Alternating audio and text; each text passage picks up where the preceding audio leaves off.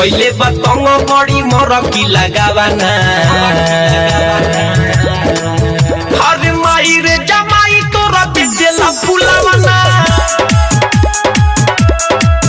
हो माई रे जमाई तोरा बेचता फुलावाना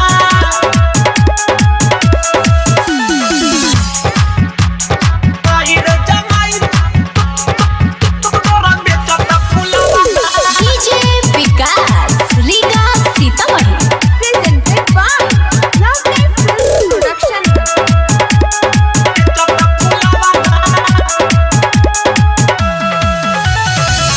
जो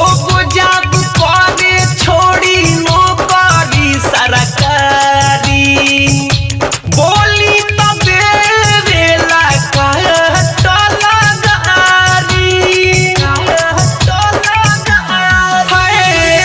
जो जादू करे छोड़ी नौकरी सरकारी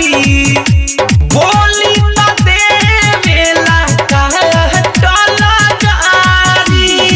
बुझेला हमारा नामा नामा के भावना हरे माई रे जमाई तोरा बेचता फुलावाना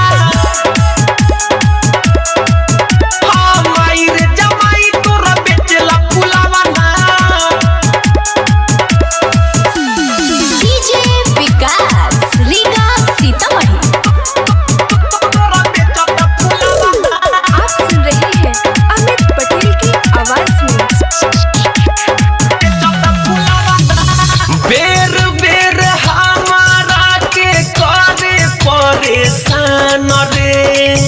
कोई हाली कोई लसपान के दुकान रे बड़ अति कइले बा बेरी बेरी हमारा के करे परेशान रे कोई हाली कोई लसपान के दुकान रे खाए के रोटी बना जोरे के बालावाना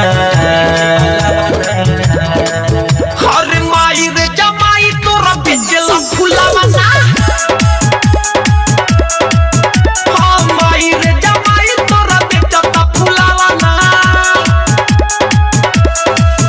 हाय रोजो निकला जाला झोरा झुरी लाद के सुन रे खेला माई अपना दामाद के पहले बतंग बड़ी मोर की लगावाना